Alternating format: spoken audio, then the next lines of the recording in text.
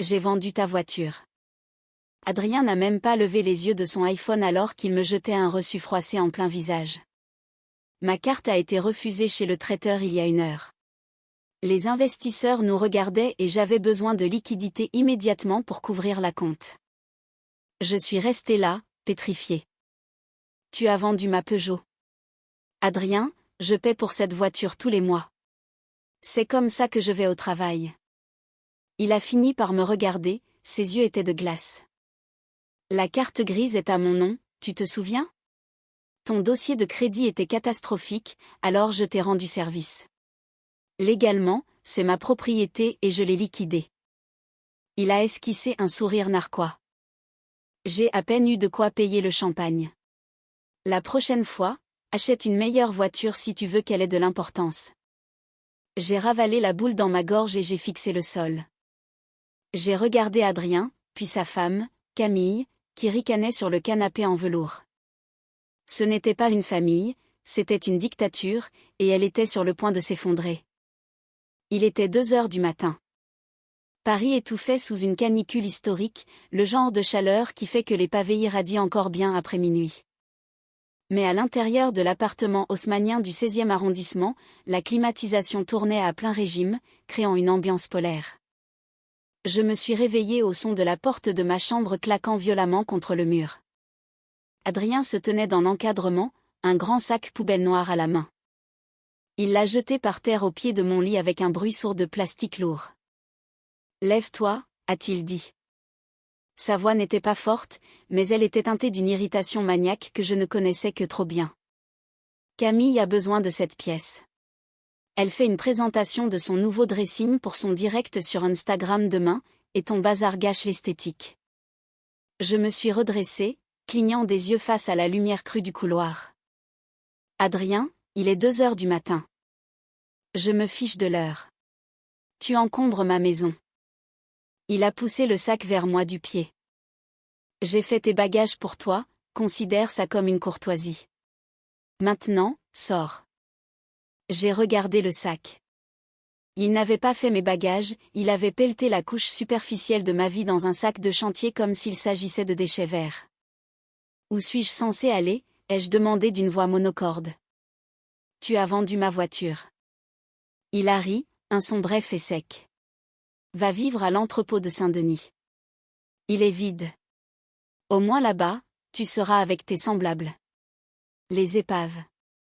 Il a tourné les talons et s'est éloigné, laissant la porte grande ouverte.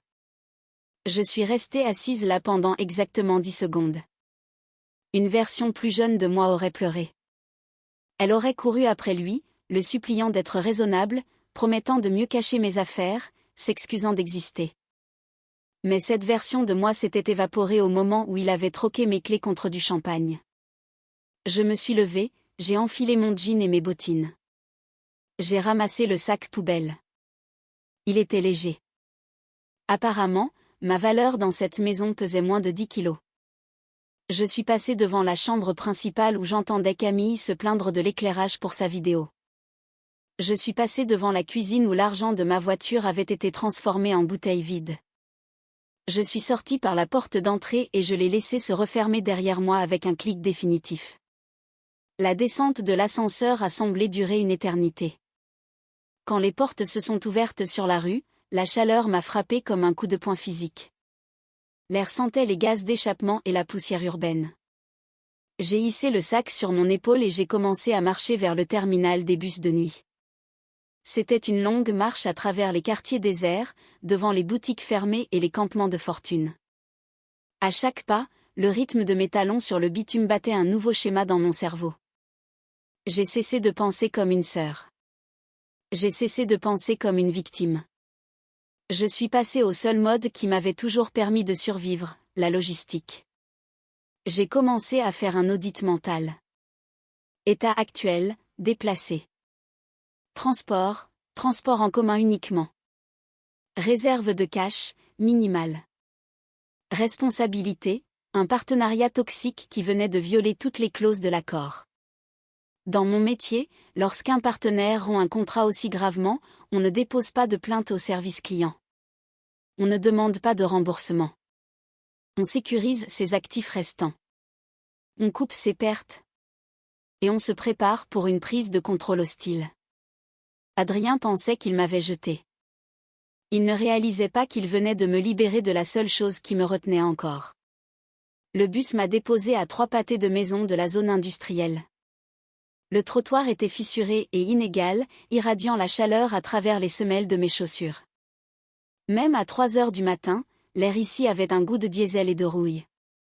Je me suis tenu devant l'entrepôt. Ce n'était pas un bâtiment, c'était une dent de briques pourrie dans une mâchoire de béton. Les fenêtres étaient baraudées et le panneau « à vendre » qu'Adrien avait installé il y a des mois se décollait de la grille, blanchie par le soleil. J'ai ouvert le cadenas avec la clé de secours que je gardais sur mon anneau, la seule clé qu'il me restait. Le lourd rideau métallique a grincé alors que je le soulevais, le son résonnant comme un cri dans la rue vide. À l'intérieur, la chaleur était suffocante, l'air épais et stagnant, sentant le vieux carton et l'abandon. J'ai utilisé la lampe de mon téléphone pour balayer la pièce. Des piles de vrais déchets, des palettes cassées et des débris industriels jonchaient le sol. J'ai dégagé un espace dans un coin en repoussant un vieux pot de peinture rouillé et je me suis assise sur mon sac poubelle. Pour la première fois en 10 ans, j'ai arrêté de bouger. Et dans le silence, les calculs m'ont enfin rattrapé. Je suis restée là, dans le noir, à rejouer la dernière décennie. Je m'appelle Léa. J'ai 29 ans. Et pendant toute ma vie d'adulte, j'ai été l'associée silencieuse d'une entreprise appelée l'Ego d'Adrien. Ça a commencé doucement. À la mort de nos parents, Adrien a pris les rênes. Il était l'homme, le visionnaire, le PDG de rien du tout. Il m'a dit que j'étais trop jeune, trop fragile pour gérer l'héritage. Il m'a dit, je vais porter ce fardeau, Léa, concentre-toi sur tes études. Alors les titres de propriété sont allés à son nom. Les comptes sont allés à son nom, mais les factures m'arrivaient à moi. Je me suis souvenu de l'hiver où la chaudière a lâché dans l'appartement. Adrien était à Courchevel pour faire du réseautage. Il m'a appelé, paniqué, on doit réparer ça, Léa, c'est notre foyer. J'ai payé les 3 000 € de réparation. Je me suis souvenu quand les taxes foncières de cet entrepôt même étaient impayées. Il m'avait dit, on va perdre l'héritage familial si on n'agit pas. J'ai vidé mon livret A pour payer le fisc. Il adorait le mot « on ». On bâtit un empire. On est ensemble là-dedans. On doit se serrer la ceinture. Mais ce soir, assise sur le béton sale, j'ai réalisé la traduction dans une famille toxique, on est le mot le plus dangereux du dictionnaire. C'est un piège linguistique. Quand il y avait une dette, elle était à nous. Quand il y avait un profit, il était à lui. Quand il y avait du travail à faire, c'était une obligation familiale. Mais quand il s'agissait de propriété, d'autorité ou de mérite, le « on » s'évaporait instantanément.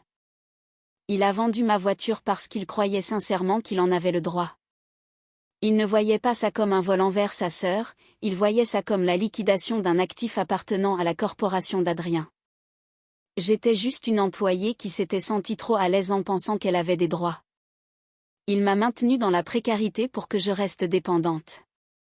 Il a saboté ma capacité d'emprunt pour que je ne puisse pas acheter mon propre logement. Il a orchestré mon désespoir pour que vivre dans un entrepôt ressemble à une grâce plutôt qu'à une punition. J'ai regardé autour de moi dans cet espace sombre et étouffant. Il appelait cet endroit un fardeau. Il l'appelait une ruine qui plombait son portefeuille. Mais alors que je m'étendais sur le sol dur, utilisant mon sac de vêtements comme oreiller, une pensée étrange m'est venue. Il ne venait jamais ici. Adrien avait horreur de la saleté. Il était terrifié par le travail manuel. Il traitait cet endroit comme une zone radioactive, seulement utile sur un bilan comptable. Il n'avait pas mis les pieds entre ces murs depuis 5 ans, ce qui signifiait qu'il ne savait pas ce qu'il y avait dans les coins. Il ne savait pas ce qu'il y avait derrière les cloisons sèches. Il pensait m'avoir exilé dans une prison, il ne réalisait pas qu'il venait de me donner la garde exclusive de la seule chose qu'il n'avait pas encore ruinée. 7 jours plus tard, la température a atteint 40 degrés. L'entrepôt était un four. L'air à l'intérieur miroitait de poussière et de stagnation. J'étais assise sur une caisse, auditant mes dernières réserves de cash, quand la porte latérale s'est ouverte avec fracas. Adrien a fait irruption. Il portait un costume en lin qui coûtait probablement plus cher que toutes mes études, mais en ce moment, il était taché de sueur.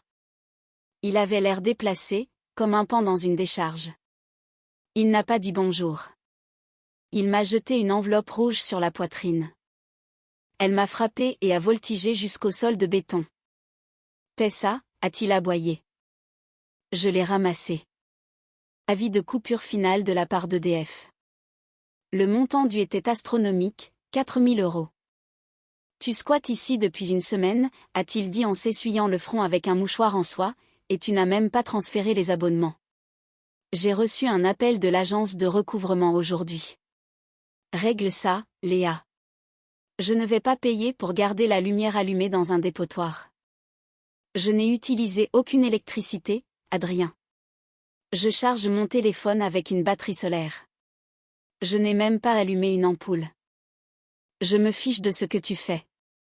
La facture est au nom de la succession, ça veut dire que c'est mon problème. Transfère-la à ton nom aujourd'hui ou je fais arracher le compteur. Il a tourné les talons et est reparti en trombe, pressé de retrouver sa voiture climatisée. Je suis restée là, tenant l'enveloppe. Mon pouce a effleuré le graphique de consommation imprimé au dos. Je me suis arrêtée. Je travaille dans la logistique.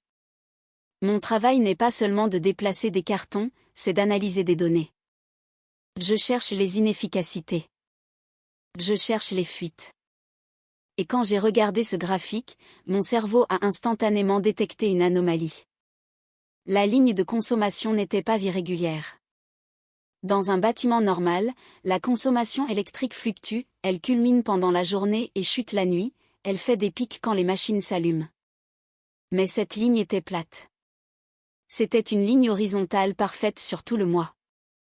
Consommation élevée, tirage constant, 24 heures sur 24, 7 jours sur 7. Ce n'est pas de l'éclairage.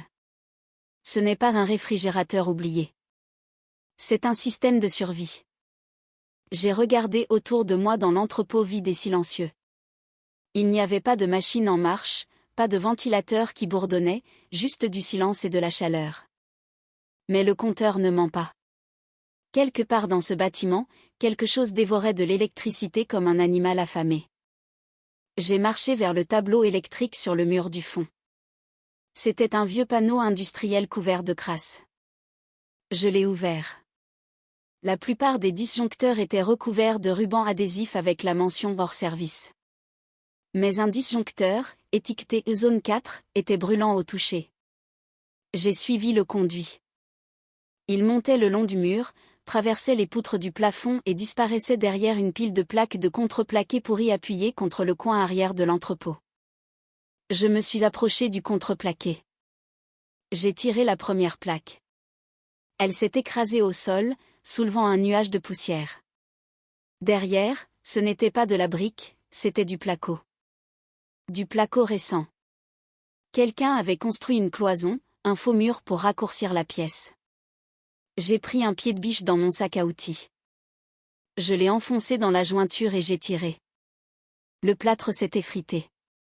Un souffle d'air froid m'a frappé le visage. C'était de l'air glacial, stérile, climatisé, et avec lui est venu un son, un bourdonnement bas et régulier qui avait été étouffé par l'isolation. J'ai fracassé un trou assez grand pour passer. Je ne regardais pas un placard de rangement, je regardais une chambre forte à température contrôlée. L'espace était plongé dans le noir complet, seulement éclairé par les LED vertes clignotantes de massifs déshumidificateurs industriels alignés le long des murs. Ils étaient la source du bourdonnement. Ils étaient la raison de la facture. J'ai levé ma lampe de poche. Le faisceau a transpercé l'obscurité et a frappé quelque chose qui ressemblait à une géante bulle transparente. C'était une capsule pour voiture, une bulle de stockage gonflable utilisée pour préserver les véhicules de prestige sous vide. Et il n'y en avait pas qu'une. Il y en avait 12. 12 bulles miroitantes alignées avec une précision militaire. Je me suis approché de la première. Le faisceau de ma lampe a dansé sur la courbe d'une aile. Peinture vert Highland Green. Ligne de toit fastback. Mon cœur martelait mes côtes. Je connaissais cette voiture. Tout le monde connaissait cette voiture. C'était une Ford Mustang GT de 1968, mais ce n'était pas n'importe quel Mustang. J'ai vu le creux dans le pare-chocs arrière, le dommage spécifique jamais réparé provenant d'une célèbre scène de poursuite. C'était la Mustang de Bullitt. Je suis passé à la bulle suivante. Une Ferrari 250 GT California Speeder de 1961. La plaque d'immatriculation indiquait Nervous. J'ai reculé, chancelante. Adrien appelait cet endroit un fardeau. Il l'appelait une dent pourrie. Il m'avait jeté un avis de coupure parce qu'il était trop radin pour payer la facture. Il ne savait pas. Il n'avait jamais regardé. Il n'avait jamais vérifié le compteur. Il était tellement aveuglé par sa propre arrogance qu'il était assis sur le saint graal de l'histoire du cinéma et le traitait comme une décharge. Je ne me trouvais plus dans un entrepôt, j'étais dans la chambre forte d'une banque. Et j'étais la seule à connaître la combinaison. Je n'ai pas appelé Adrien. Je n'ai pas appelé EDF. J'ai appelé Marc. Marc était un spécialiste du fret avec qui j'avais travaillé sur un contrat logistique cauchemardesque 2 ans auparavant, impliquant un conteneur de montres de collection à destination de Dubaï. Il ne posait pas de questions. Il savait juste ce que les choses valaient. Il est arrivé à l'entrepôt 40 minutes plus tard dans une berline banale. Il a regardé la peinture écaillée, les fenêtres baraudées et le délabrement général de la zone industrielle avec un froncement de sourcils sceptique. « Tu as dit que tu avais un problème de cargaison, Léa », a-t-il dit en enjambant une flaque d'huile près de l'entrée. Ça ressemble plus à un site de démolition. Ce n'est pas le bâtiment qui compte, Marc. C'est l'inventaire. Je l'ai conduit vers le faux mur. Je lui ai tendu une lampe de poche. Zone 4, ai-je dit. Jette un coup d'œil. Il a franchi le trou dans le placo. J'ai entendu son souffle se couper, puis le silence. Un long silence pesant. Je l'ai suivi. Il se tenait devant la Mustang de Bullitt, le visage à quelques centimètres de la bulle en plastique. Il ne la regardait pas comme une voiture, il la regardait comme un artefact religieux. Le coup est réel, a-t-il chuchoté. Les soudures des supports de caméra sont encore sur les bas de caisse. Il est passé à la bulle suivante. La Ferrari rouge. La California Speeder de 1961, a-t-il murmuré, celle de la folle journée de Ferry-Buellé. Il disait que la voiture principale avait été détruite. Il disait qu'elle avait été broyée. Il s'est tourné vers moi, les yeux écarquillés. Elle n'a pas été broyée. Elle a été cachée. Il a passé les 20 minutes suivantes à descendre la rangée. Il a vérifié les numéros de châssis à travers le plastique. Il a inspecté l'usure des pneus. Il tremblait vraiment. Finalement, il est revenu vers moi. Il a enlevé ses lunettes et les a essuyées sur sa chemise. « Léa », a-t-il dit d'une voix instable, « est-ce que tu as la moindre idée de ce sur quoi tu es assise ?»« J'ai une petite idée. J'ai besoin d'un chiffre. Conservateur. Si on liquide rapidement à un acheteur privé. 12 millions. Mon estomac s'est noué. 12 millions d'euros. Si on l'emmenait aux enchères, a continué Marc, sa voix montant en intensité, si on vendait l'histoire de la flotte perdue du cinéma. 15 millions. Facile. Peut-être 20. 15 millions d'euros. Adrien vendait le terrain pour 500 000 euros pour éponger une dette de 200 000 euros. Il jetait 15 millions d'euros parce qu'il était trop paresseux pour regarder derrière une plaque de contreplaqué. Marc a compris que le propriétaire pensait que la chambre forte contenait des déchets dangereux. C'était l'erreur fatale. J'ai joué le jeu. Le propriétaire, Adrien, voulait l'entrepôt vide pour éviter une pénalité de 50 000 euros. Je lui ai dit que je pouvais m'occuper des encombrants, mais seulement s'il signait un document me transférant l'intégralité du contenu pour ma protection juridique contre les déchets toxiques. Paniqué et arrogant, il a signé sans lire. Au matin, les voitures étaient parties. Lors de la signature de la vente du terrain, Adrien a vendu la parcelle pour 500 000 € et s'est moqué de moi parce que j'avais passé la semaine à ramasser des ordures. Je lui ai alors montré l'email d'Art Curial. La Mustang et la Ferrari étaient assurées pour 15 millions d'euros. Il me les avait cédées légalement. Son avocat a confirmé que le contrat était contraignant. Adrien avait légalement défini le contenu comme étant des rebuts sans valeur. Il a tout perdu, son argent, son mariage, sa réputation. Toutes ses poursuites ont échoué. J'ai gardé les voitures, racheté une entreprise de logistique internationale et récupéré l'ancienne maison de mes parents. Adrien a passé sa vie à courir après le statut, mais il a oublié que dans la vie comme en affaires, ce qui a vraiment de la valeur se cache souvent là où l'on refuse de regarder.